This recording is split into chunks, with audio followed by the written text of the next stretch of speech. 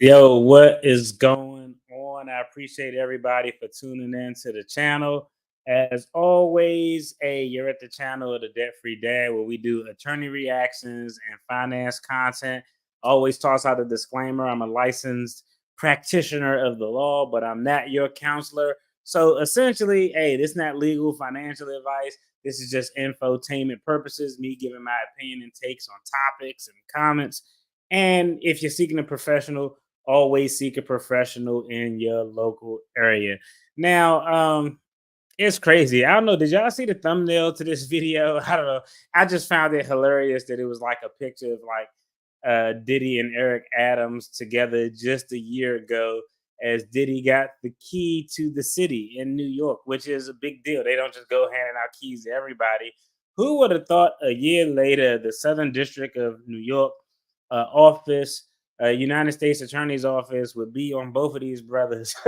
Would be both. That's wild how far removed that picture is from one now. One guy's in custody and the other guy's looking at a 5 count indictment, potentially facing up to 45 years. So we're going to dive in and talk about it. As always, if you get some value out of this content, share, subscribe, like, don't like, comment, whatever, interact. It's much appreciated. Now, I did find a video um, that relatively appear to explain things, I guess, relatively clear. But you know me, I always like to go through the indictment. It's a lengthy indictment, so hey, we're gonna have to go through this and flesh it out. It's probably about 40 some odd pages. I felt like we went through longer before, but I just feel like going through the indictment actually just provides more information for me personally. The news story doesn't cover everything. The indictment's always clear. That's why I prefer to go through the indictment. So without further ado, let's go ahead and dive in. Wait. Pump the brakes. Real quick, I knew something was going on with Eric Adams before they started like indicting all of his chief of staff and everybody started to quit. I mean, that was a big red flag. But before that, if we rewind a little bit back to the Democratic National Convention, this is where I was like, yo, wait a minute. Something strange is going on. At the Republican convention, they had the governor of Texas, the governor of Florida, they had their mayors of large cities. I mean, they had what Republicans would call a star-studded cast. And at the DNC during the Democratic National Convention, the mayor of like the biggest city, one of the most prominent cities in the world, was nowhere to be found. I remember watching it, was like, wait, why isn't why isn't the New York mayor here?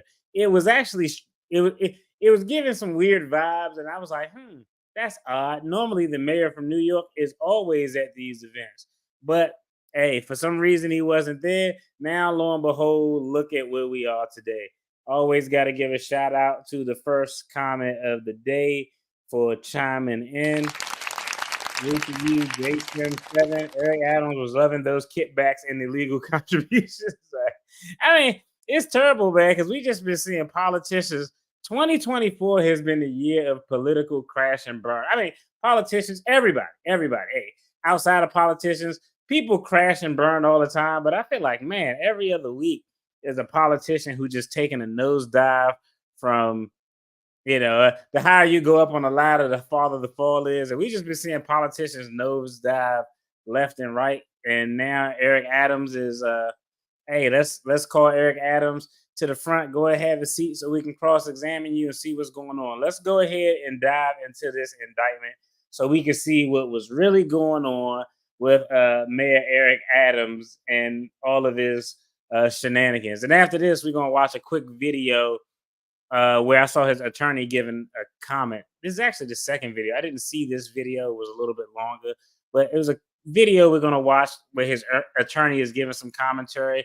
And if it's anything like the first one I watched, it was really bad commentary that an attorney shouldn't give. All right, the good old U.S. of A. versus Eric Adams, defendant.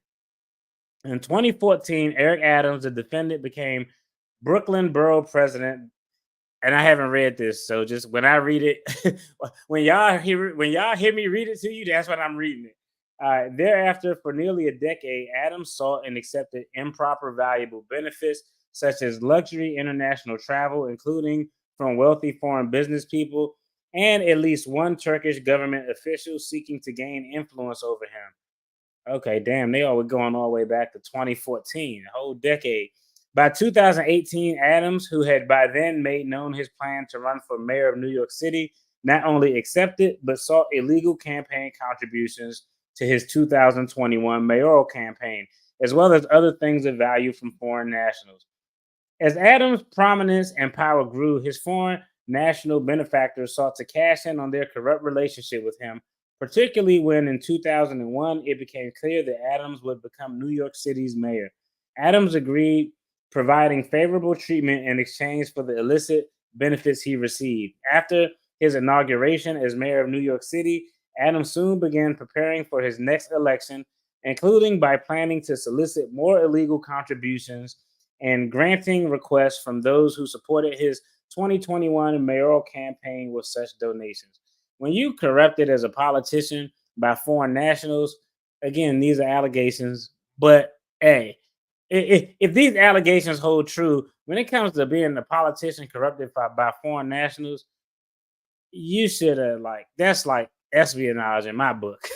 As a former as a former military personnel combat veteran, I can't rock with that.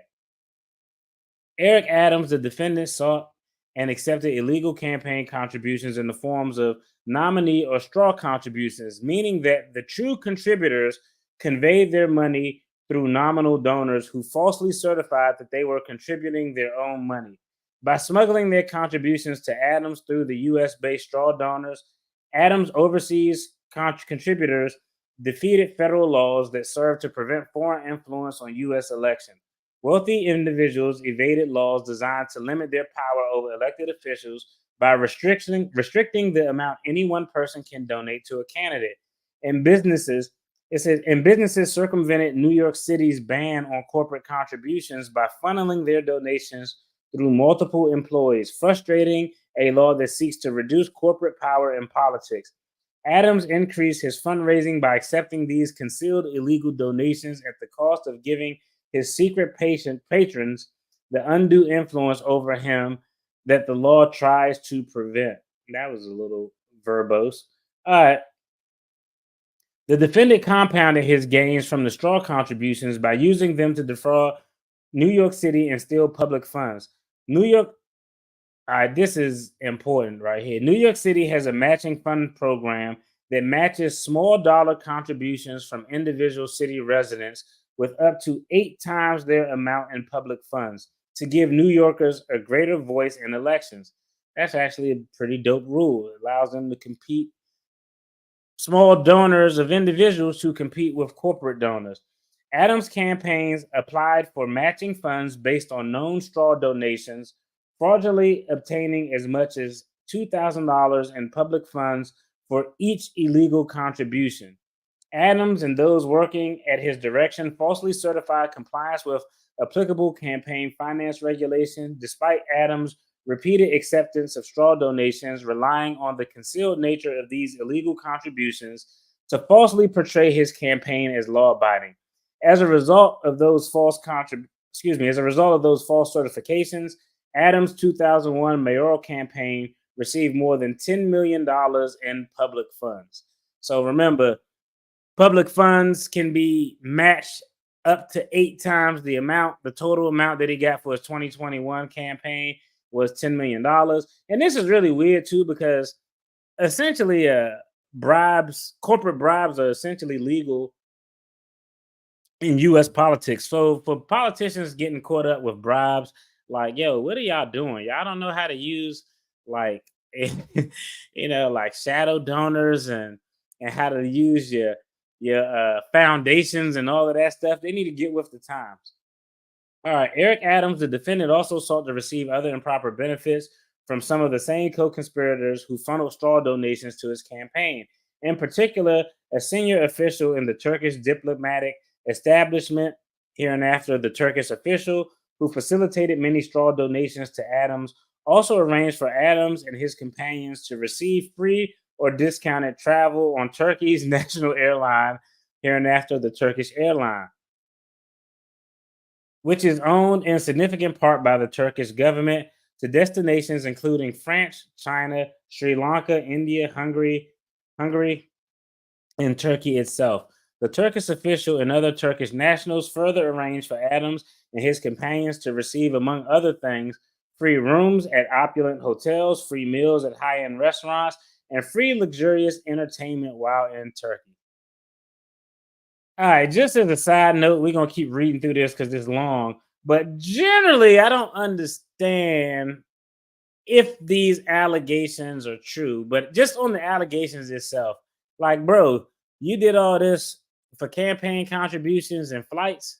Like, I don't know. I know the mayor of New York makes about $259,000 a year, which for New York isn't a lot of money. We'll talk about the reasons why politicians always seem susceptible to this shit. But goddamn, bro, some upgraded seats on Turkish Airways, that's kind of ridiculous. Eric Adams, the defendant, and others working at his direction repeatedly took steps to shield his solicitation and acceptance of these benefits from public scrutiny. Adam did not disclose the travel benefits he had obtained in annual financial disclosures. We talked about those before. Certain government employees got to fill those out. I filled out a bunch of them in my lifetime. He was required to file as a New York City employee. Sometimes Adam agreed to pay a nominal fee to create the appearance of having paid for travel that was in fact heavily discounted. Other times, Adams created and instructed others to create fake paper trails, falsely suggesting that he had paid or planned to pay for travel benefits that were actually free. This dude caught an indictment over travel benefits. Ugh. And Adams deleted messages with and Adams deleted messages with others involved in the misconduct, including in one instance assuring a co-conspirator in writing that he always deleted her messages. In September 2021, the Turkish official told Eric Adams, the defendant, that it was his turn to repay the Turkish official for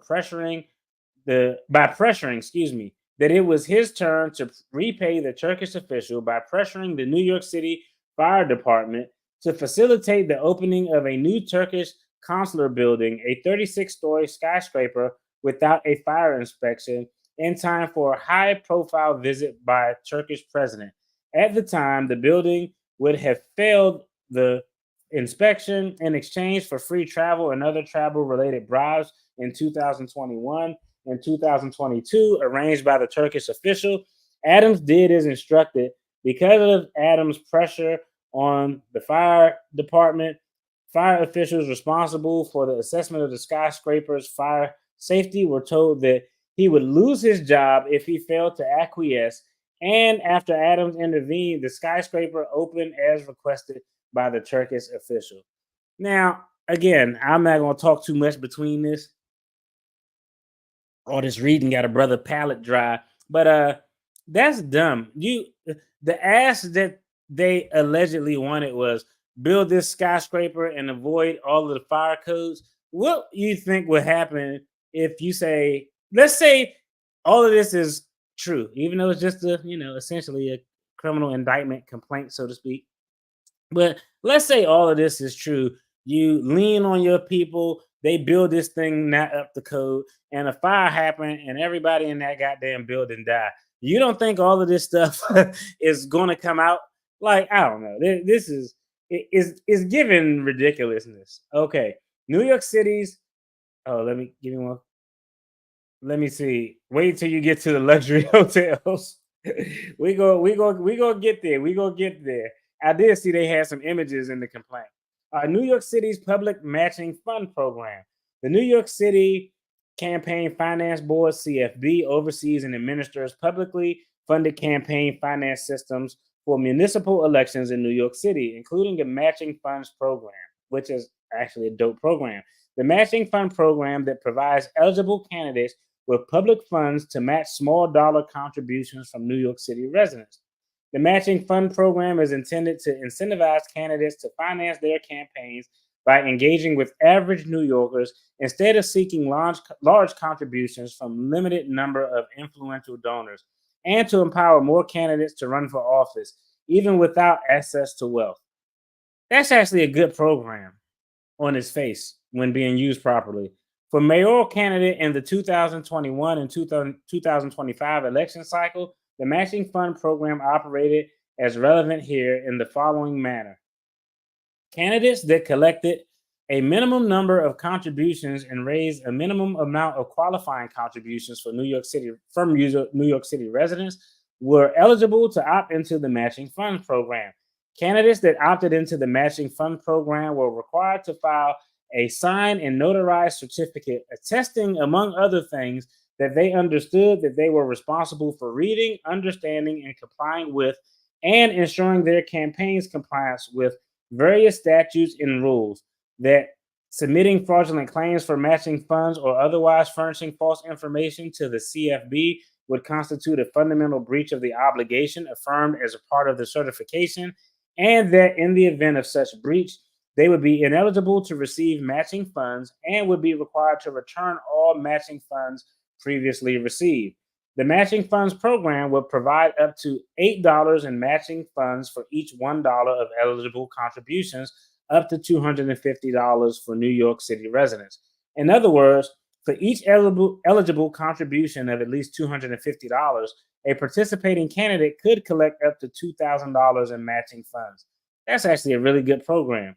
The matching fund program would provide up to $12,952,000 in matching funds for qualifying mayoral candidates during the primary and general elections in the 2021 election cycle, and up to $14 million in matching funds for qualifying mayoral candidates during the primary and general elections in the 2025 cycle.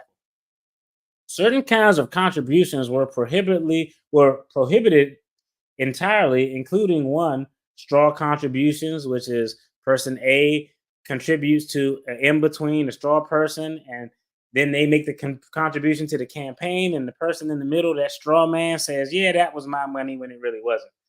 Just if y'all late to the party, so y'all know what the straw contribution is. Certain kinds of contributions were prohibited entirely, including straw contributions, contributions from a person who was not a United States citizen or a lawful permanent resident of the United States. Both make sense.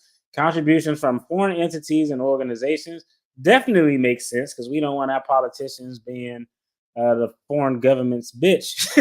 Essentially, that's what it is. Makes sense. 4, contributions from corporations makes sense. And 5, contributions that were made, received, solicited, or otherwise obtained in violation of any local, state, or federal law. Through its campaign finance handbook, the CFB informed candidates and their campaign staffs that straw contributions were not only prohibited, but also illegal. Candidates that opted into the matching funds program were required to regularly submit to the CFB disclosure statements that, among other things, identify all contributions received during a particular reporting period, regardless of whether those contributions were eligible for matching funds. These disclosure statements were required to be submitted electronically by either the candidate or the campaign's treasurer using a unique login.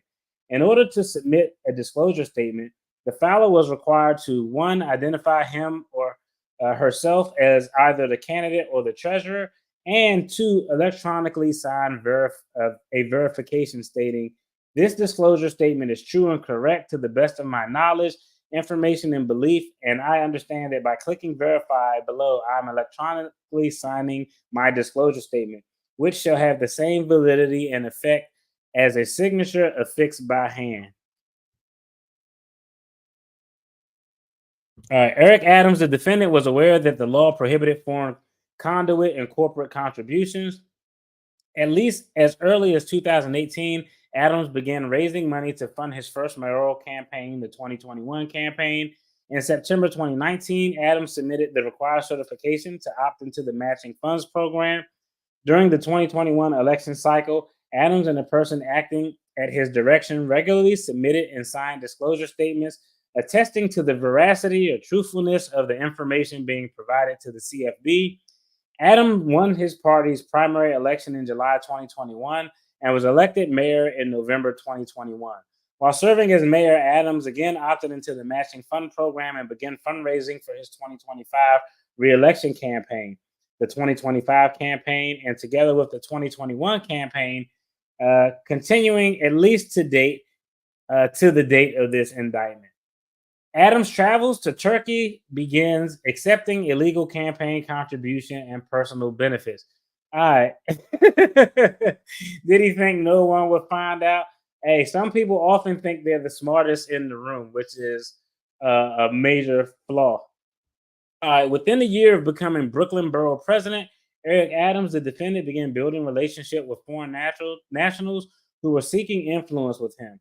In the years that followed, Adams solicited and knowingly accepted illegal campaign contributions and improper personal benefits from those foreign nationals. In 2015, Adams travels to Turkey and establishes corrupt relationships. This is terrible. In 2015, Eric Adams, the defendant, took 2 official trips to Turkey. His first trip in August of 2015 was arranged by the Turkish Consulate General in New York City and paid for in part by the Turkish consulate and in part by a for-profit educational conglomerate based in Istanbul, hereinafter Turkish University. The second trip in December 2015 was arranged by the Turkish official and a Turkish entrepreneur, aka also known as the promoter, whose businesses included organizing events to introduce Turkish corporation and business people to politicians, celebrities, and others whose influence may benefit the corporation and business people. For both trips, Adam received free business class tickets on the Turkish airline. Unlike Adam's subsequent travel with the Turkish airline, Adam reported his 2015 travel to Turkey on financial disclosure forms filed with the New York City Conflict of Interest Board, as he was required to do annually and at all time relevant to this indictment. The 2015 travel to Turkey by Eric Adams, the defendant, involved several people relevant to the events described in this indictment, including the Turkish official who helped arrange Adams' travel to and within Turkey in 2015, and who later steered illegal contributions and improper gifts to Adams to gain influence with, and eventually to obtain corrupt official action from Adams. The promoter, who arranged straw contributions to both of the Adams campaigns and favorable treatment in Turkey for Adams in 2017 and 2019, hoping to leverage Adams' considerable fame in Turkey to benefit the promoter's clients. The owner and chairman of Turkish University, Businessman One, who met with Adam in Istanbul in 2015 and again in Brooklyn, New York in 2018. Businessman One, who was considering a business venture in Brooklyn and sought to enhance his own status by befriending Adams, later made illegal contributions to the 2021 campaign. A volunteer at the Brooklyn Borough Hall, whom then served as Adams' liaison to Eastern Europe Muslim countries, including Turkey. The Adams staffer subsequently became a paid member of Adams' staff at the Borough Hall and later City Hall. The Adams staffer accompanied Adams on his 2015 travel to Turkey and later at Adams' directions coordinated many of the illegal campaign contributions and improper personal travel benefits relevant to this indictment. A wealthy Turkish businesswoman who later gave Adams multiple free and steeply discounted stays in luxury hotels she owned and organized contributions to the 2021 campaign. All right, in 2016, Adams secretly begins accepting free luxury travel. After Eric Adams, the defendant, first traveled to Turkey in 2015, the Turkish officials introduced Adams to the Turkish airline general manager in the New York City area. In 2016 and twice in 2017, Adams solicited and accepted free and heavily discounted luxury air travels from Turkish Airlines as a part of the Turkish officials' effort to gain influence over Adams on 3 separate trips. In October 2016, Adams and his domestic partner traveled to India. Adams' partner purchased economy class tickets for herself and Adams on the Turkish airline for approximately $2,286. 2 days before their flight was scheduled to depart, Adams accepted upgrades for himself and his partner by the Turkish airline to business class at no cost. Business class is the highest class offered by Turkish Airlines. Had Adams and his partner purchased their business class tickets, The tickets would have cost approximately $15,000 total. Yo, business class tickets overseas is crazy expensive too. I'm looking at planning a trip to Japan, and I was like, man, I want to be comfortable, but them tickets was high as hell. I was like, I don't know. I might have to be comfortable, and the kids might have to be uncomfortable back there with the regular economy class. In July and August of 2017, Adams, a close relative of Adams, he getting the family involved and everything, and the members of Adams' staff who served as Adams' liaison to the Asian American communities in New York City, traveled to Nice, France, Istanbul, Turkey, Colombo, Sri Lanka, and Beijing, China. Adams accepted free business class tickets from the Turkish airline worth more than $35,000 total for himself and his companions. All this for some fucking flights, bro. In October 2017, Adams and illegal campaign contributions, which is the most important of all of this. Well, all of that shit is important. In October 2017, Adams and the Adams liaison traveled to Nepal through Istanbul and Beijing. Adams accepted free business class tickets from the Turkish airline for himself and the Adams liaison for the flight from New York to Istanbul and Istanbul to Beijing, and for the corresponding return flights worth more than $16,000 total. Because the Turkish airline provided free travel benefits worth tens of thousands of dollars to Eric Adams, the defendant, he flew the Turkish airline even when doing so was otherwise inconvenient. Idiot. For example, during July and August 2017 trip, Adams' partner was surprised to learn that Adam was in Turkey when she had understood him to be flying from New York to France. Adams responded in a text message, transferring here, first stop is always Istanbul.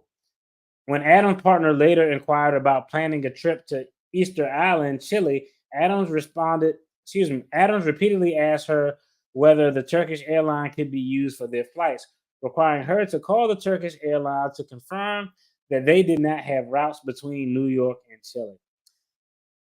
This dude is wild, bro. This dude is wilding out.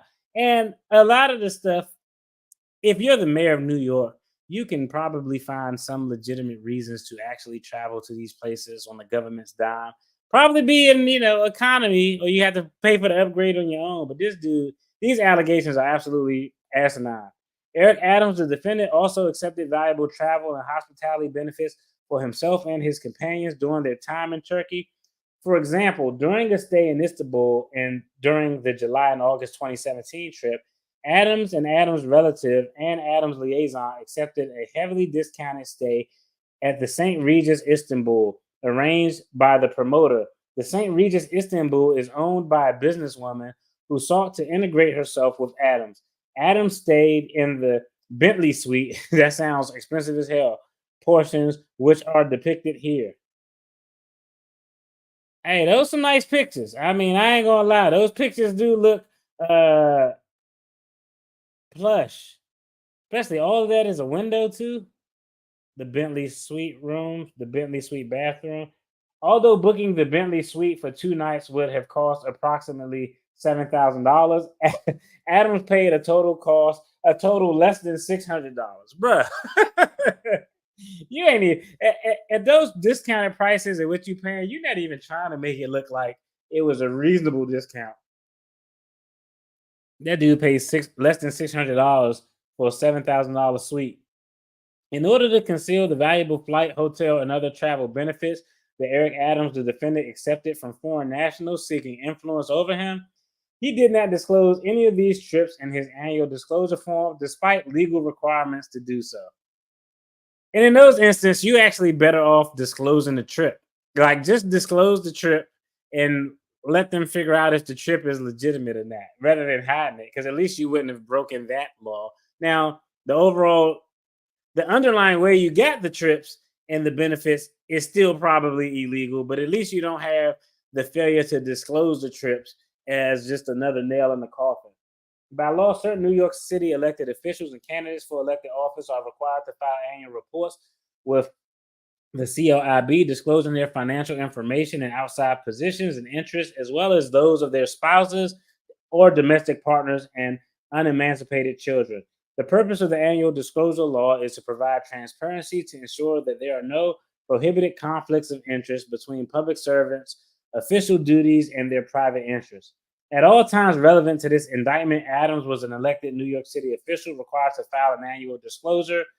On his 2016 and 2017 annual disclosure form, Adams was asked whether he received any gift or gifts from the same person, entity, or donor or affiliate donors who had no business dealings with the city other than a relative in a total amount or with a total value of $1,000 or more during the year.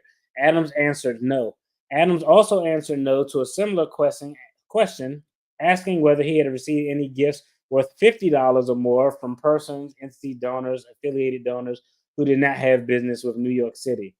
The valuable travel benefits Adams solicited and accepted, including free business class upgrades for 2 for travel to New York to India, and free business class tickets for 3 from New York to France, Turkey, Sri Lanka, and China, the heavily discounted stay in the Bentley Suite, and the free business class tickets for 2 from New York to China through Turkey for each of the 2016 and 2017 trips described in paragraphs 12 through 14 exceeded $1,000 in value and would be obvious to anyone who, like Adams, had extensive experience traveling overseas. Eric Adams, the defendant, also sought to conceal the luxury travel benefit he solicited and accepted from foreign nationals by creating a fake paper trail, which members of Adams' staff assisted in at his direction. For example, Adams attempted to create a fake paper trail suggesting he had paid for his 2017 flight on the Turkish airline, when in fact he had not. As Brooklyn Borough president, Adams employed a scheduler who managed his appointments, meetings, and other official events.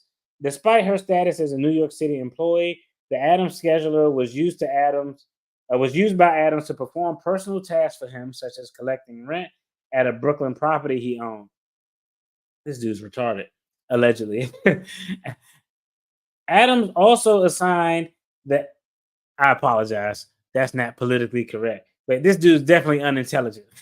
Adams also assigned the Adams scheduler to pay various personal expenses for him, after which Adams would reimburse the Adams scheduler in cash. In 2017, Adams sent a series of emails. They got all the messages. Sent a series of emails to Adams scheduler directing Adams scheduler to pay for the free 2017 flights he and his companions had already taken on the Turkish airline.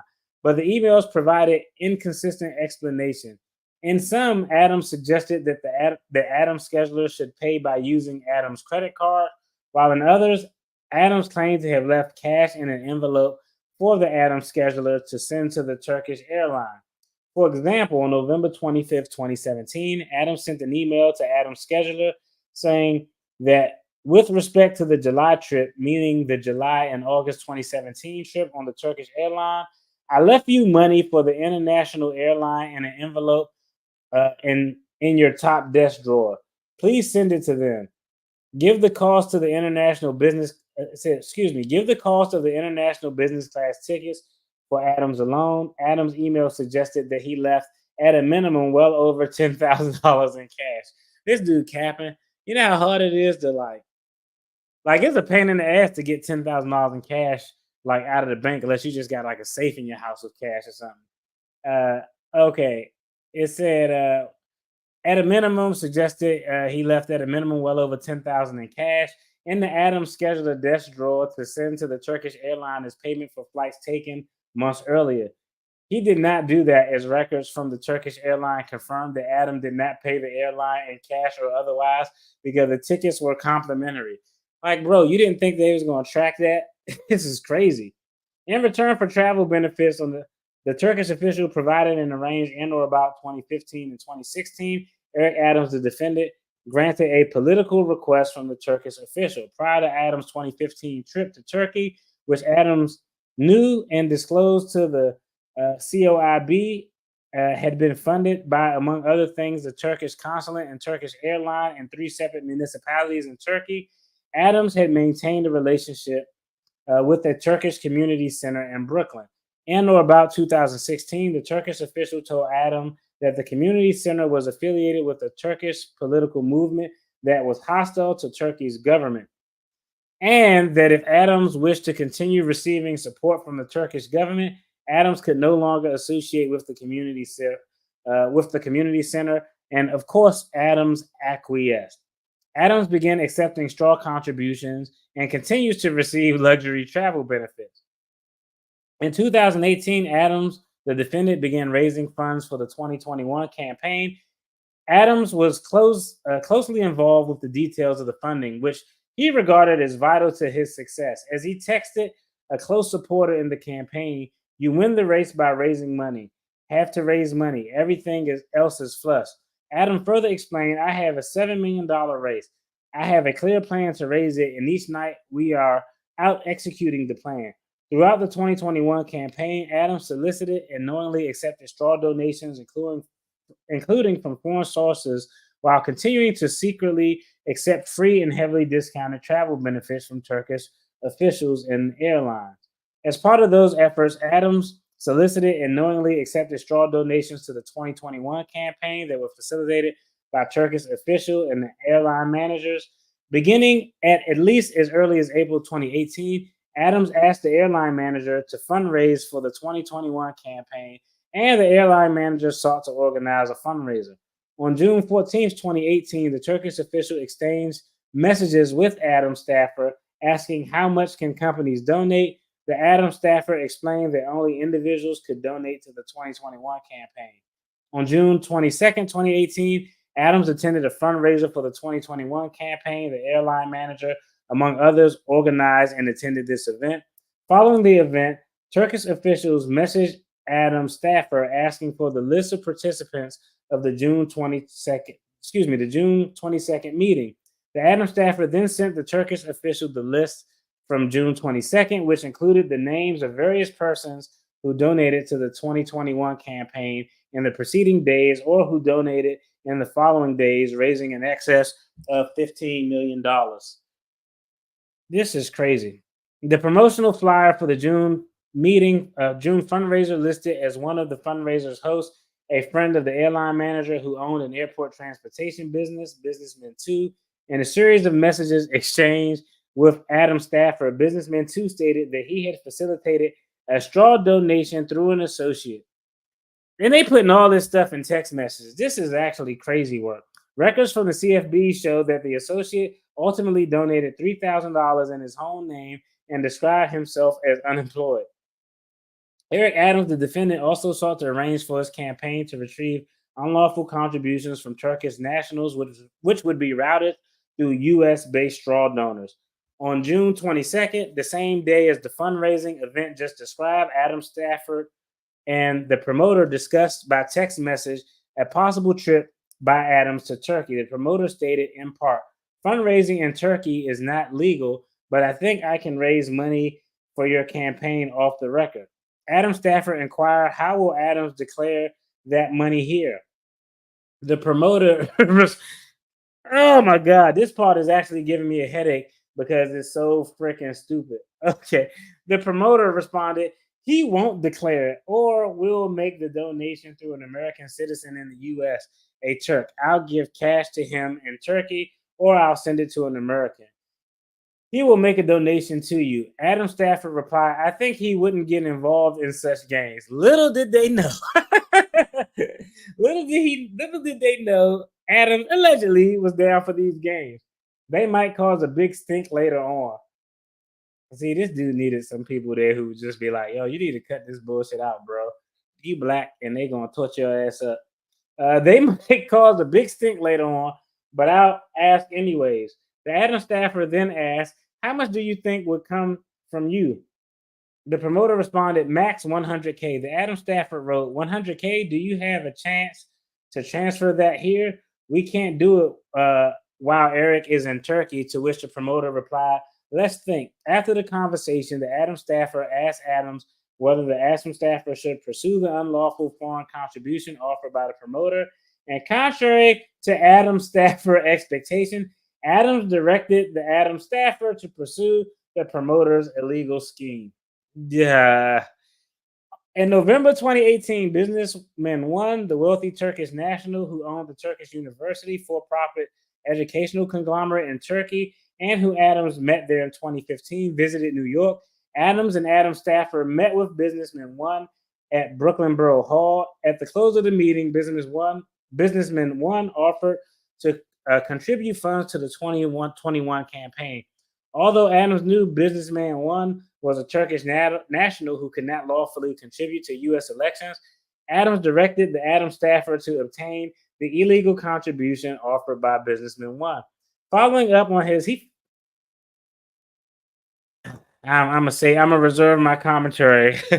Following up on his directive, Adams wrote to the Adams staffer that businesswoman one is ready to help.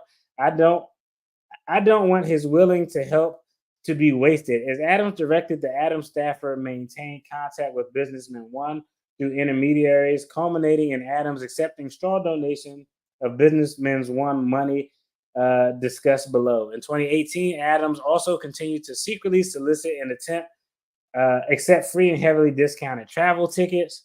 In January of 2018, Adams and Adams partners traveled to Budapest, Hungary through Istanbul. Several months later, Adams partner had purchased 2 economy class tickets on a Turkish airline for approximately $560 each.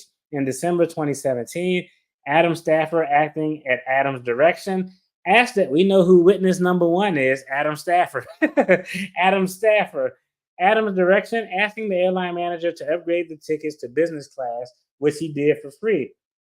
Had Adams and Adams' partner purchased the business class tickets, the tickets would have cost more than $14,000 total. Consistent with his prior action, Adams concealed this free and heavily discounted travel by omitting it from his 2018 disclosure form. As the 2021 mayoral election approaches, Adams continued to solicit and accept illegal campaign contributions. In January 19, Adams, the defendant, and Adams' partner traveled to Turkey, Jordan, Oman with the assistance of the promoter. Because Adams made his travel arrangement through the promoter and not through the airline manager did not upgrade Adams' economy class tickets on Turkish airline, instead arranging a full upgrade only for Adams' partner. Had Adams purchased the business class ticket, it would have cost approximately $7,000. In an effort to monopolize flight travel as a method of gaining influence with Adams, the airline manager observed that that difficulty arose in upgrading Adams because the arrangement had been made through others. When exchanging messages about another potential trip in 2019, Adams staffer requested an upgrade for Adams from the airline manager and explained in part that he learned his lesson last time. We're writing directly to you this time. After the 2019 trip, Adams exclusively arranged his flights on Turkish Airlines through the airline manager, allowing the manager and Turkish official to increase their influence over Adams. During this 2019 trip, Adams solicited and accepted travel benefits from the promoter, Turkish entrepreneur, as described above. Adams' second trip in 2015 to Turkey and in 2018 proposed Adams via Adams staffer raising campaign contributions illegally in Turkey. Specifically, Adams solicited and accepted free hotel stays, dinner, a boat trip, among other things, from the promoter, including a free 2-night stay at the Cosmopolitan Suite of the St. Regis, Istanbul, depicted below. There's some nice ass hotel rooms. Your boy couldn't afford those. And Adams, maybe one night. I can do like one night. 2-day stay at this luxury cost. I don't know. Definitely the hotels, maybe. The flights, nah, couldn't do. Had Adams paid for the 2 days stay at this luxury hotel suite, it would have cost approximately $3,000 total. Adams solicited and accepted the promoter free transportation, meals, entertainment, including a car, a driver, boat tour to the Princess Islands and the Sea of Marmara, a Turkish bath at a seaside hotel, and at least one meal at a high-end restaurant. Adams, the defendant, did not report any of the free travel. As always, Adams, the defendant, also solicited unlawful foreign campaign contributions while in Istanbul, Turkey. During this trip, promoter arranged for Adams to meet wealthy Turkish businessman 3. He meet a lot of wealthy Turkish cats. The Turkish officials, through Adams' staffer, discouraged Adams from meeting businessman 3, who was then under suspicion of wrongdoing. Now they got the inclination to do right. Adams did so. The staffer tried to give him a heads up. Don't meet with this person. They got some shit going on. and Adams met with them nonetheless. During their meetings, Adams and the promoter solicited campaign contributions from businessman three, who was a Turkish national and could not contribute to any U.S. campaign. During the meeting, businessman three agreed to contribute $50,000 or more to the 2021 campaign, believing that Adams might one day be the president of the United States, hoping to gain influence with Adams. In subsequent messages, the promoter and Adams staffer discussed how to funnel businessman three planned contribution to the 2021 campaign through U.S. straw donors. Before any of the discussion for straw donors could occur, however, businessman three legal trouble in Turkey and the United States became more public. Adams declined to meet. Now I see what happened. It looked like businessman three was the person who probably made all of this shit coming down, because he was already under the gun of looks like federal authorities. Adams declined to meet with businessman three when businessman three later visited New York, and businessman three did not ultimately contribute to the 2021 campaign. Well, hey, if I will give him credit, that was about the only smart thing he did. Trying to meet with the guy, even though the staffer told him not to, that was a dumb move. But at least he was smart enough, after he was aware that businessman three, allegedly, legal troubles in the U.S. got hot, and businessman three tried to meet with him. He was like, nah, fam, I'm good. Because clearly, if I'm just reading this on the face as what's ascertained in this indictment, it looked like businessman three was the person who probably dropped the dime as to all of this stuff going on. Then I would have looped around after I talked with businessman three to Adam Stafford to put all those pieces together. And this is probably how we got here today. Businessman three was not only a wealthy Turkish national from where Eric Adams sought illegal campaign contributions. Also in 2019, Adams continued to seek illegal foreign contributions as promised by businessman one, the university guy, and businessman one continued willingness to support his campaign. Adams, the defendant, continued to conceal benefits he received from foreign nationals gaining influence over him. All right, let's scroll down. We're going to start skipping some of this because this thing long. In December 2020, Adams solicited and accepted new straw contributions from a New York construction company. Okay, this is interesting. We're going to read into this. In 2020, Adams, the defendant, solicited and received straw donations from a businessman who operated a construction company in New York City. Businessman 4, although businessman 4 was not a part of New York's Turkish community, his contributions were sought and made for familiar reasons to many Turkish nationals and Turkish Americans, whom the Turkish official and promoter induced to make illegal contributions to the 2021 campaign. Businessman 4 was a prominent member of a different ethnic community in New York City, and when he was told by Adams' representative that straw contributions would increase businessman 4 influence and the standing of his community with Adams. In December 2020, two volunteers for the 2021 campaign, who later became employees of Adams at City Hall, asked businessman 4 to contribute $10,000 to the 2021 campaign. The Adams employees were liaisons to businessman 4 community, playing roles similar to Adams Stafford's role in the Turkish community.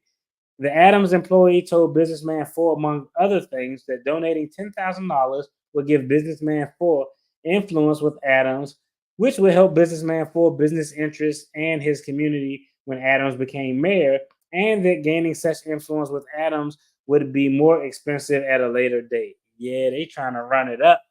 Businessman 4 agreed to contribute and offered to write a $10,000 check from his company's bank account. The Adams employee informed businessman 4 that he could not donate through his corporate bank account. Businessman 4 then offered to write a $10,000 check from his personal bank account. The Adams employee informed businessman 4 that he could not donate more than $2,000. The Adams employee then explained that businessman 4 should instead direct his employees to contribute to the 2021 campaign and then reimburse the employees. Businessman 4 followed Adams' employees' directions. Businessman 4 personally contributed $2,000 to the campaign and reimbursed 4 of his employees for their $2,000 contribution to the campaign. Businessman 4 and his employee made these contributions at a fundraiser that Adams personally attended. which was held by Businessman 4 offices. After Adams was elected mayor, Businessman 4 sought to benefit from the influence with Adams that the Adams employee assured Businessman 4 would result from the straw contribution.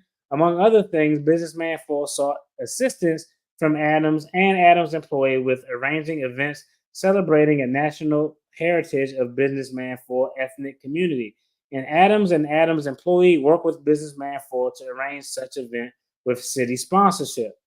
Businessman 4 also sought and received assistance resolving issues with New York City's Department of Buildings, including from Adams himself. On February 5th, 2023, Businessman 4 sent a text message to Adams saying that, among other things, I always supported you, but that Businessman 4 was having a hard time with the Department of Buildings getting a stop work order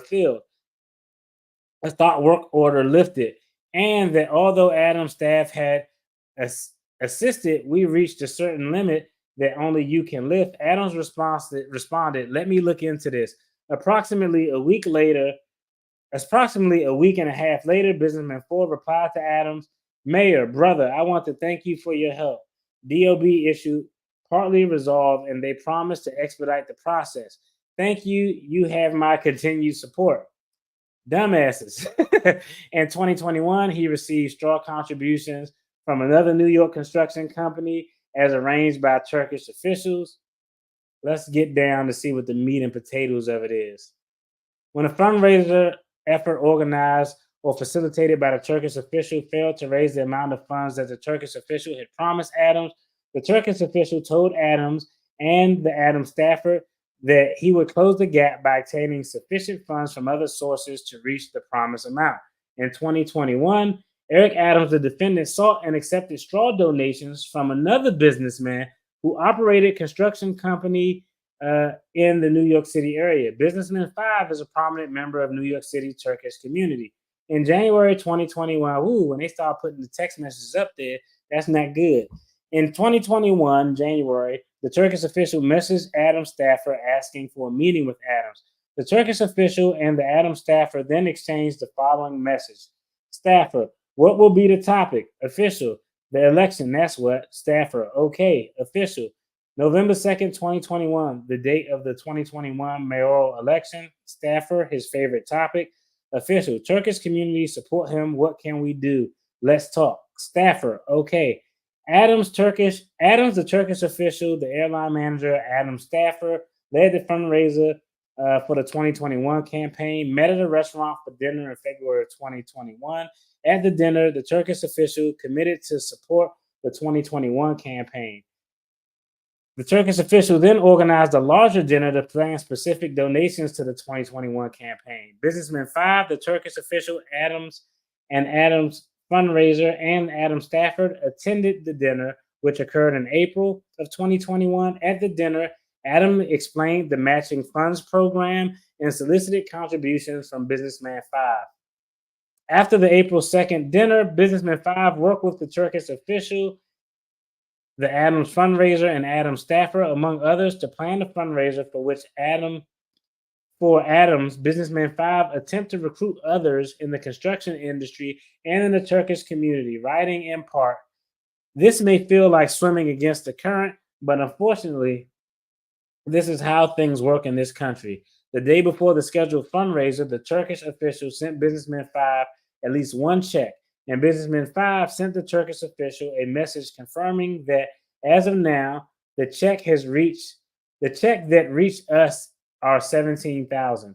In May of 2021, Businessman 5 held another fundraiser for the 2021 campaign. Prior to the fundraiser, Businessman 5 Construction Company, at the direction of Businessman 5, had provided $1,250 per employee to 10 of its employees. Each of those employees contributed that amount to the 2021 campaign, with the exception of one employee who donated in his wife's name. That dude low down and dirty. He's smart, but he low down and dirty. And another who donated $1,200 of funds. The Adams staffer sent the Turkish official a list of all the contributions collected at the fundraiser. Following the fundraiser, Turkish officials sent Businessman 5 a message asking how much in total. To which businessman 5, I think we got 22. He just left. The girls, Adams' assistants, were very happy. Let's see. September 2021, Adams accepts straw contribution from a Turkish national. We're going to fast forward because that looked like more of the same, unless I see something with a dollar amount. Let's see. July 2021, Adam Stafford exchanged messages about raising funds with the Turkish university. Among other sources, Adam explained that he was not doing an in-person fundraiser for less than 25K. On July 11th, 2 days later, Adam Stafford asked the promoter how much would be donated, explaining in the message that she needed to tell Adams a net number. When the promoter estimated between 35 and 50,000, Adam Stafford replied to the promoter earlier had mentioned 200K. When the promoter explained that the requisite number of straw donors could not be gathered, the Adam Stafford offered to help with the aspect of the scheme. The promoter responded, then great. And when Adam Stafford then wrote, from what I gather, you'll distribute the money, the promoter responded, yes. The Adam Stafford later told Adams that the estimated total amount of foreign donations would be $45,000. This is a shit show. Let's see. Turkish University president messaged Adam Stafford that the Turkish University would donate $20,000 by dividing it amongst other employees in appropriate amounts. Adam Stafford responded, if the donation is not more than $25,000, then Mr. President, referring to Adams, who was then the Brooklyn Borough president, does not participate in person. The university president then informed Adam Stafford that in addition to the Turkish university's contribution, others would donate to reach the $25,000 threshold. It's just more of the same with this guy. I don't know how much more I'm going to dive into this. That's actually a good question. I don't know. He in New York. I don't know. That's actually a good question. Let's see. Straw contributions. Pretty much all these contributions are going through Turkish nationals who live in the area or employees of businessmen who are tied to the Turkish community, and they are comping the employees once they make the requisite donation. All right, let me read this transcript real quick. Let's see. On November 2nd, 2021, Adams was declared the winner of the mayoral election. The next day, businessman won, and the promoter exchanged the following message: "Good morning. The president is our brother. From now, from now on, sir." Businessman 1. Good morning. Promoter: may it be auspicious for all of us. We message each other. Businessman 1. Are the elections over? Promoter: it was yesterday, sir. Everyone messaged me that he was elected. Congratulations messages. He is most likely going to assign me as the representative, sir. I'm going to go to talk to our elders in Ankara about how we can turn this into an advantage for our country's lobby. That would be nice. This dude is low down. Let's see. Next up, in 2021, Adams accepts bribes from Turkish officials and intervenes on the Turkish officials' behalf with the fire prevention chief. Let me see. This dude in his airline flights. Same thing with the flights as we go on. Adams Stafford agreed that Adam would collect invoices from vendors in Turkey, regardless of whether he actually paid, and it would make some small credit card payments to conceal the fact that he was taking a vacation that was mostly paid for by the Turkish government. On June 22nd, Adams, through Adam Stafford, requested that the airline manager book flights to Istanbul. In order to conceal the favorable treatment, Adam Stafford requested that the airline manager charge Adams what would appear to be a real price. I'm going to charge him $50. No, dear, 50 what? Quote a proper price. Adam Stafford, his every step is being watched right now. $1,000 or so. Let it be somewhat real. We don't want them saying he is flying for free. At the moment, the media attention is on Eric. They are fucking idiots. Adams paid approximately $1,100 for each round trip economy ticket on a Turkish airline for himself and his partner, to which were immediately upgraded to business class at no cost. So this dude got more the same finessing going on here. Let's see.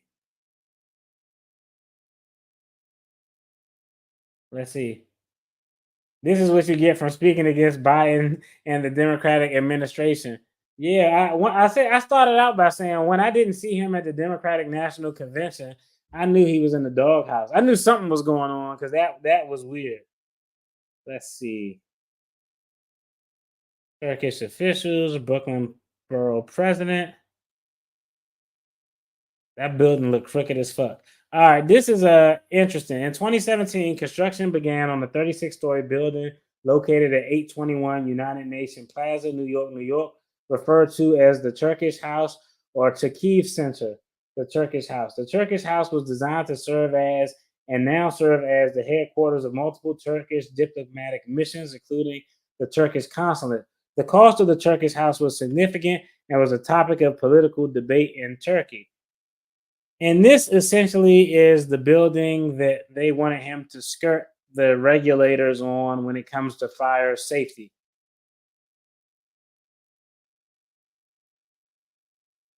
Okay. As of August 31st, construction on the Turkish house was complete, but essentially the state had not yet issued permits for the building. Without a TCO, the Turkish house could not open during the Turkish president's impending visit.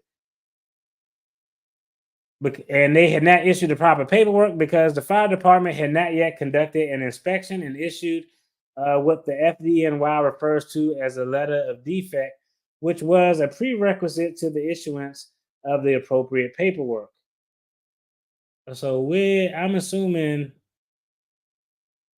he leaned on them to get this built, otherwise it wouldn't be in there. Okay, here you go. September 2028. All right. So right now, I fast forwarded a little bit, but right now where we are is, hey, Turkish government, they want this building built so they can have all their diplomats in. They want to skirt some regulations that the fire department have to sign off on. They can't get this place open because the fire department didn't do their thing. The Turkish president is coming. And on September 8th of 2021, Adams messaged the fire department commissioner asking him to call Adams. Until that point, the messages between the fire department commissioner and Adams had consisted of one, an August 3rd, 2021 message from the commissioner to Adams requesting to continue serving as the fire department commissioner after Adams became mayor and stressing that he was loyal and trustworthy to Adams and sent a non-committal response. Adams had sent a non-committal response. The second communication was a September 5th, 2021 invitation to a September 11th memorial service from the commissioner to Adams, to which Adams responded that he would try to attend and wished to speak with the commissioner for a half an hour about the fire department. Also on September 8th, Adams messaged the commissioner stating in part, they said that they needed a letter of deficit from the fire department so that they can have the appropriate paperwork. They know they have some issues, but according to them, within the letter, they should be able to get the paperwork done. The fire department commissioner responded, we will get on it tomorrow. Although Adams' staffer, Adams assured the Turkish official, don't worry, I'm on top of this.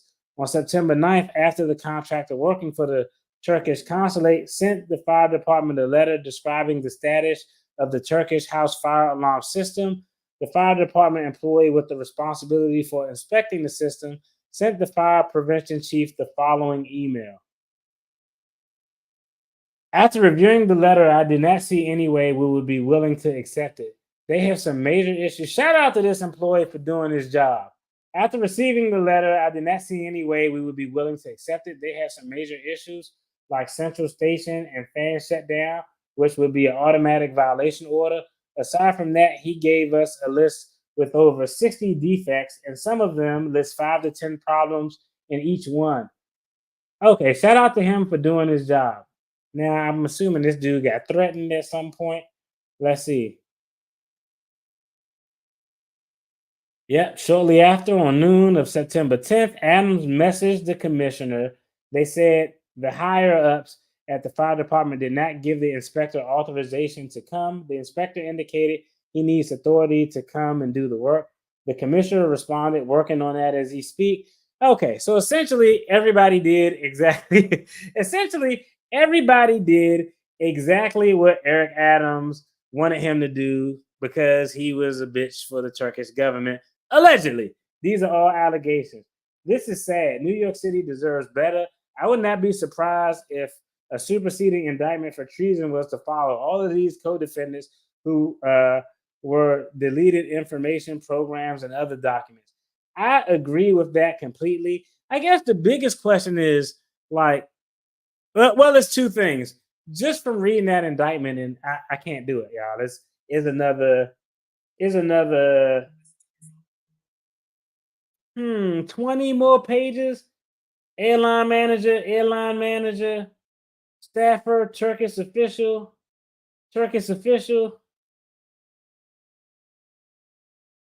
All right, I think we got, I think we got about the gist of what's going on here. Let me go ahead and cue up a video of a comment from Eric Adams' attorney. But I think I get the gist of how this happened. There were multiple business persons one, two, three, and four. One business person was under increased legal scrutiny by the Turkish government as well as the United States government. At one point, Adams wanted to meet with that person. As that business person's scrutiny by the United States government became more public, that person reached out to Adams. At that time, it probably was a setup. If somebody reached out to you once this drama is public and for purposes of doing something shady, they probably wearing a wire. But that business person, after his legal troubles in the U.S. started to blow up, he reached out to Adams. Adams, the one smart thing he did in that indictment that we read was said, nah, I don't want to meet with this guy. I'm brushing him off. So I would go out on a limb to say that the federal government got their initial information from that business person who was under legal scrutiny. That business person probably identified Adam's staffer, and then they were able to contact Adam's staffer and retrieve all these text messages. And now we see Eric Adams is in this unique situation. I do agree with your statement, Norm, that I don't know, the last mayor, who was the last mayor who couldn't keep his hands off people? Como? Como was the last mayor, couldn't keep his hands off people. And this guy is allegedly the the pawn of the Turkish government for some flights and campaign contributions. So I guess the bigger question, let's kind of put Eric Adams to the side because he's just kind of looking like a goofy based on these initial facts in this indictment. Again, these are just allegations at this point. But why is it that politicians are so susceptible to this type of shit? Is two reasons. Y'all let me know in the comment. The first part is power, because the first part of everything we read in that indictment related to campaign contribution. He wanted to transition from Brooklyn borough president to the mayor, and he wanted the power. It doesn't come with a hefty salary. They only make like $250 something thousand, which if you live in New York City is probably not a lot of money. It's actually not a lot of money when you consider what the cost of living is. But one is power. Politicians have an urge to want to move higher and higher up. And most times it's probably not to help people, it's probably to have more power and influence. But the second thing is politicians aren't making money like that. So they are going to be susceptible to any type of influence because they're always interacting with business persons who are probably multi-millionaires. That's just the name of the game. What are you doing over there? Go sit down somewhere. Go sit. But that's just the name of the game. $250,000 in New York. He can't afford those goddamn tickets. He can't afford all of the stuff that he wants to do. So what is he going to do? He's around business persons who own construction companies, people who can give him benefits and access. And most people are going to capitalize on that. As a politician, you have two avenues you can go through. You can try to make money or you can try to help the people.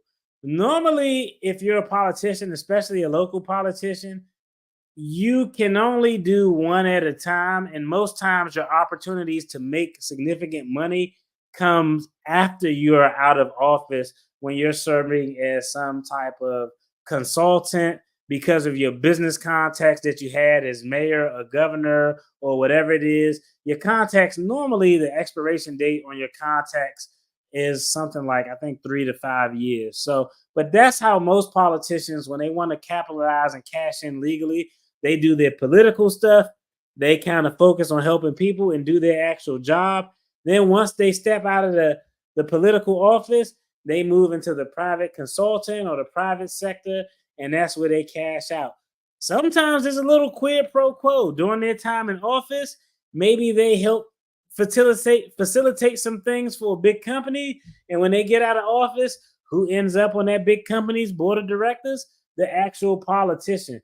But I agree, man. It's actually a shit show. I think when you have politicians and there's any allegations regarding involvement with foreign governments, that's the absolute worst in my book, because now whatever you're doing isn't genuinely for the people. It's at the behest of a foreign government, which 99.99999% of the time, they don't give a damn about what's going on here. They're just trying to only strengthen their position or their influence for whatever their overall goals are, which doesn't benefit here. It probably benefits their home country, moreover. That's just kind of how the nature of it goes. I wanted to cue up this video real quick. That's woo. Nah, it's all good. It's all good. I'm about to cue up a video. Just I'm about to queue up some things today. I don't think he was arraigned today. According to his attorney, it looked like they are going to be doing those things in first appearance and everything tomorrow. But give me 1 second. I want to see if I can pull this video up. I'm gonna tell you right now, though, on that evidence. I know y'all always say that, like, bro, I never seen you. DFD, I never seen you go over indictment where you say, like, oh man, this case isn't that strong. One, the Southern District of New York they don't BS around. Okay, that's number one. They don't BS around. But number two is they have like a 95% conviction rate. And when I go through this, I'm just looking at it as what they have in that indictment is evidence and facts that they can prove. Just with the communications of the persons who are identified in and of itself, those persons testifying is more than enough to actually not screw over, but actually more than enough to probably get a conviction on Eric Adams, which is just a waste of opportunity. And I'm gonna just be honest, I never was impressed with him as a mayor. I don't think New York is an effectively ran city, in my personal opinion. Let's see. I want to cue up a video real quick.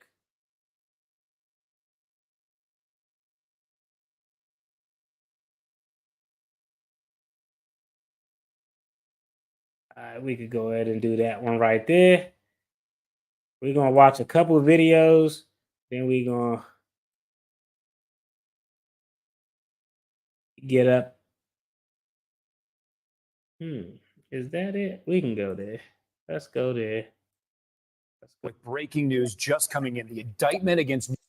All right, so this is oh fuck no, we ain't about to watch that video. Sorry. That video 14 minutes. We about to find a shorter version of that one. My bad.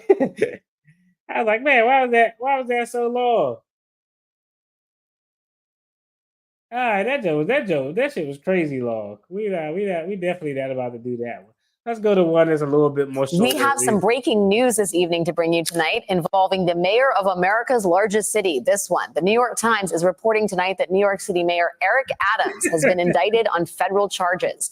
NBC News has not independently verified that report, and the Times reports that those charges remain sealed as of this evening. So we do not know what those charges are and what they include or do not include. Joining me now is Joyce Vance, former U.S. attorney and an MSNBC legal analyst. You know what? We're not going to cover that because we already went over it. Let's just go straight into his attorney reaction Now, this is always fun because when the attorney is speaking, and I don't know if he has his client with him. This is breaking news. Okay, yeah, he got his client with him. Okay. Man, that dude got some dolphins. He has some big ass teeth. He got his client with him. So now let's take a look at this is always good. We can read a little bit of body language and cue. That being said, Eric Adams is a politician, so I'm sure he know how to keep his game face on no matter what's going on around him. News. Are you confident? No. Okay, all right. So, Man, that dude. are you confident? Ooh, look, man, that dude got some big ass teeth. Good afternoon. Who are you? Can you identify yourself? So if I could just speak for a second. Okay. We've known for some time that they intend So- to bring a case. And he's facing up to 45 years in prison for the 5 counts that he has been indicted on. Against the mayor one way or another. We've had a chance now to look at the indictment. We watched their little press conference. You know, and you can almost picture them trying to cobble this together and try to tell a story so that they could say corruption at this press conference. And you know, they do that to tarnish him in your eyes. That's why they're doing it. But when you actually look at this, if you just take a second to step back and look at this, look at the flights. That's what they want to talk about. The travel, the expenses. The flight they talk about, that free flight, is in 2017. 7 years ago, 5 years before he's the mayor. There's nothing improper, illegal, or wrong about that. But they don't want you to look at that too long. So they go over to their board and they showed you that chart where they have the columns of the places and the costs and the places and the costs. But you know what they didn't really explain to all of you? Those were upgrades. Those were upgrades on airlines with open seats. That's what airlines do. They do it every day. They do it for VIPs. They do it for Congress people. They're empty seats. It costs the airlines nothing. That's what airlines do. And so that. All right. I tell you, I've never been a fan of an attorney giving this type of comments before the press because he said he had a chance to read the indictment, and I like how he's like, they gave their little press conference. You know, anytime somebody put little in something, they be like, hey man, how your little business doing? It's kind of an insult. But I'm never a fan of him going into all of this detail because he said something that I think is probably not the best to say. Let me see if I want to rewind it real quick. Let me see if y'all catch it. Those were upgrades. Those were upgrades on airlines with open seats. That's what airlines do. They do it every day. They do it for VIPs. They do it for Congress people. They're empty seats. It costs the airlines nothing. That's what airlines do. All right. Based on the indictment that we read, I'm about to tell you where I think I might have to do a video on the mistakes that his attorney made. Remember when we were going through the indictment specifically noted an instance that they had text messages to support where the staffer was having communication with the Turkish Airlines saying that, hey, you have to give us some cost. He has to pay something to make it look like a legitimate cost. How much would you make him pay? And then the Turkish airline responded, $50. And the staffer was like, no, $50.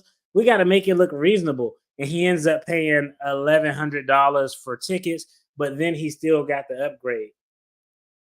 That evidence in the indictment, because it especially had text messages that showed it and corroborated what they were asserting in the indictment, it just blows apart everything that he says right here when he says those were just upgrades that they give out all the time.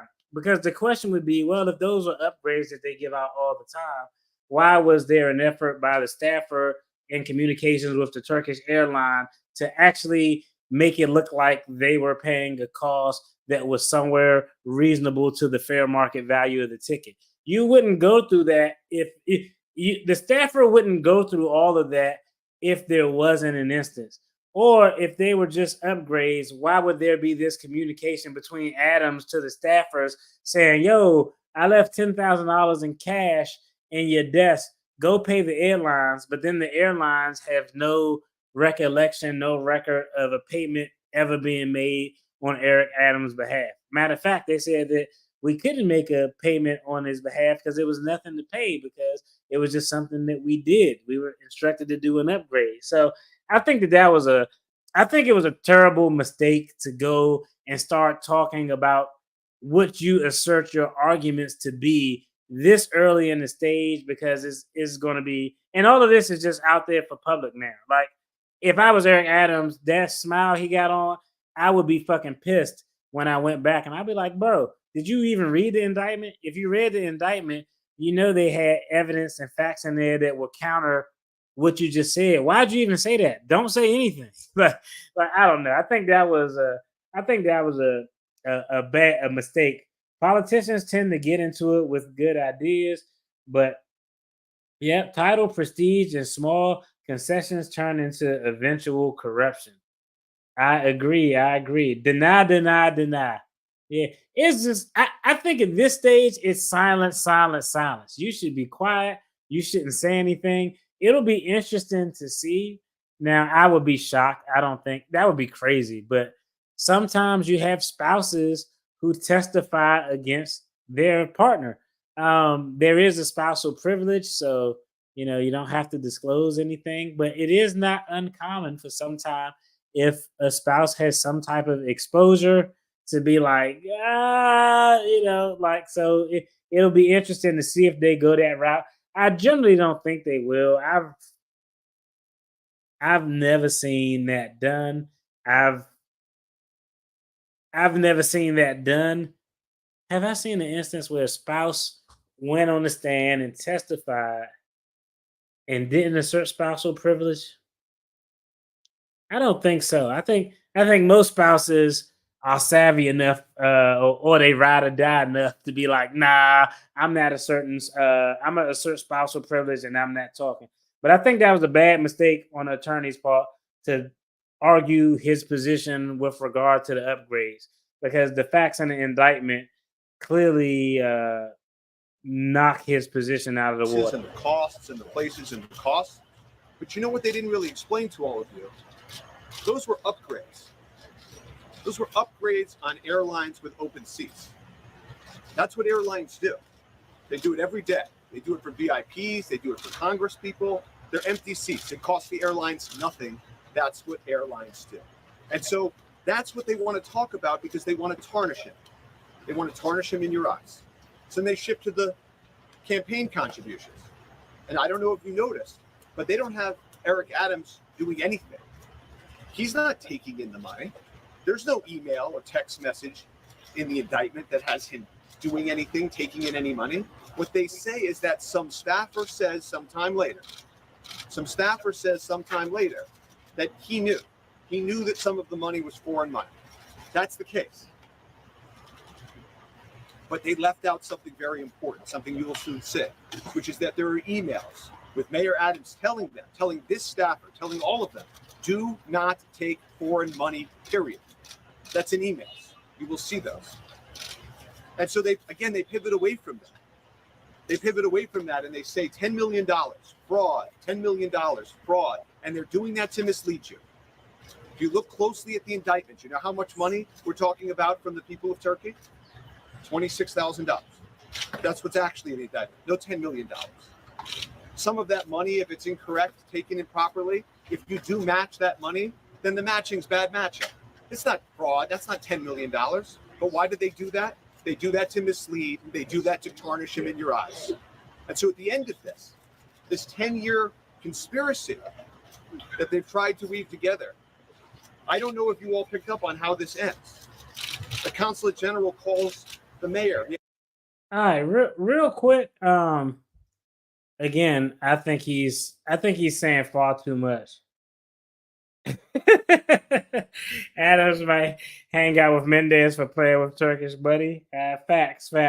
I just think the attorney is saying too much here. Because let's just be honest. If you were on the jury and you're hearing this case and you see an email that Eric Adams sent and they presented in evidence where he says, don't take any foreign money. But you have a staffer, several business persons who had a tie with the Turkish nexus that they're talking about, a staffer, several business persons, and they're all having this communication. They're all testifying that, hey, we've had meetings, we had discussions. Who are you more likely to believe? Like, I'm gonna just be honest. Like, who are you more likely to believe? And then the other thing is, it's going to be interesting to see because, well, they can get the email. Yeah, they should be able to get the email and the evidence. I'm trying to see how they would get it into evidence because Eric Adams better not go on the stand testifying with that smile and sense of entitlement look that he got. Is just going to go really bad for him. I just think the attorney here has said absolutely too much. I think his argument that all they have is a staffer who said that he had knowledge. I think that that's enough. I think that that's sufficient. I think that they had text messages between him and the staffers with regard to the payments, with the alleged attempted fake payments to look as if they were paying for the flights. I think they have enough between the staffers and the multiple business persons to be able to tie him in as to being aware of these campaign contributions that were coming in from these straw persons, from this Turkish government that were being filtered in through employees of businesses or persons who had the ability to contribute to a campaign. I just think it's a shit argument that he's making, and I think he shouldn't be making these arguments this early on before first appearance had even been had. And so at the end of this 10-year conspiracy that they've tried to weave together, I don't know if you all picked up on how this ends. The consulate general calls the mayor. He asks for courtesy. New Yorkers do this all the time. All the time. The mayor tries to see if something can be done, and if not, he'll manage expectations. And when the consul general calls back 5 days later and asks the mayor to make a phone call, he doesn't even pick up the phone. Doesn't even attempt to give that courtesy. That's it. That's how this ends. There's no corruption. This is not a real case. We're going to see everybody in court hopefully tomorrow, not Monday. And I have nothing further. What kind of 45 years? Aren't you worried? I mean, 45 years of DOJ. We're hoping that we can go tomorrow. We've asked for tomorrow. We'd like to have been there today. They sent us a summons, leaked this to the media. We'd like to be there today. If not, we'll be there tomorrow. And if they won't have us tomorrow, we'll be there Monday. Why are they Why didn't you just That's all. That's for you all to figure For out. Alex Spiro, right? So, is there anything else? 45 years? What's the last time Dude, Spiro- keeps down 45 years. Attorney, can you spell your name? That's crazy. So another New York mayor bites the dust. That's 2 in a row. Como went down. It looks like this guy is in the federal government's crosshairs. I think they got a lot of witnesses, and that's going to be problematic. If it's your version of the story and one other person's version of the story, and both people appear to be credible witnesses, generally those arguments are a little bit more 50-50 depending on who's more believable. If the facts are consistent with the evidence and if the presentation of the person is consistent with the evidence that we know to be true. So those are a little bit more toss-ups. But when it's your version of the fact versus your staffer's version versus probably 2, potentially 5 business persons who had all had some type of communications with you, the deck is just going to be stacked against you. It's really hard. It's really hard to make that case. I mean, unless he just has like some smoking gun where at the beginning of all this in 2018, when he knew he was running for mayor, he said, don't ever do it.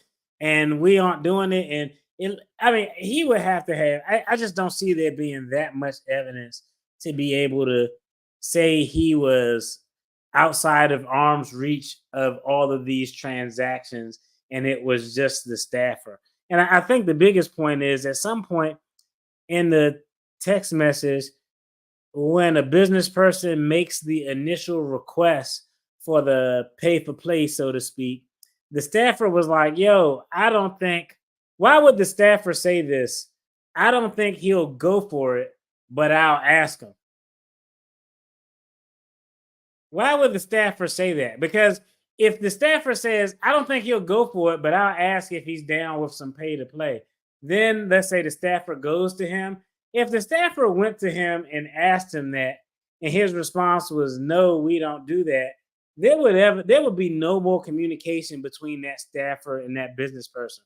But there was continued communication, which just doesn't make sense. Honestly, I've worked for a state politician before, and if I was a state politician and somebody came up and was like, yo, Marcus, we got foreign government on the line. They say they could funnel you some money. What do you think? I would be like, fuck no. And I'm probably going to fire that person for even asking me some dumb shit like that. Like, I would probably fire them for that. I don't even want that type of stuff. So I just find it odd that his attorney asserts that he sent out an email saying never take foreign money. But the staffer says, hey, I don't know if he'll be down for pay for play, but let's ask him. And then the staffer has subsequent communication with this business person. So what are we doing here? Your argument is that you had no clue that this was going on and your staffers did all of this unbeknownst to you? Does that even make any damn sense? That makes absolutely no sense. Like, yo, I told those guys, don't ever take foreign money. And if they took foreign money, they did it behind my back. Bro, you and your treasurer signed the paperwork attesting that y'all knew how things work and that everything was on the up and up. So I don't know. I just think he's gonna be screwed personally. Y'all let me know what y'all think. He should ride his charges out like Trump. Nah, bro. Eric Adams ain't got that he ain't got that type of pull, man. I don't know. I don't know if Eric Adams is gonna be able to do that. I don't see because it's a little bit different because as the mayor, you ain't really got no pull like that over the U.S. Attorney's Office. You know what I mean? But as an ex-president who's currently running, if you win, man, you can make all that federal stuff go away just like that. If it's independent federal investigations, whoever you put in charge of the Department of Justice, they're like, hey, nah, you can have that seat over at DOJ, but we're gonna nix that. And like, even if he was convicted federally, he should pardon himself. That's what I would do. if I was Trump and I had a federal conviction and I won a seat in the White House again after all of this, I would pardon myself. And everybody be like, oh, can you pardon yourself? You can't. You can. Well, there's nothing that says you can't do it. And generally, how I practice law, if there's nothing that says you can't do it, that means that you probably can do it. No one just has done it before. So I don't know. I think that'll be the route to go. I know it's quiet today, man. Hey, it's Thursday. Everybody watching Thursday night football. I don't know if the Cowboys are winning or not.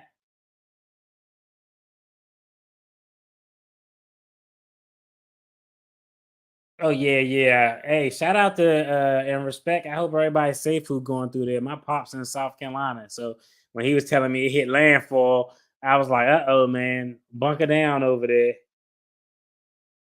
Mm. Eric Adams, I know he don't have no juice, but fuck it.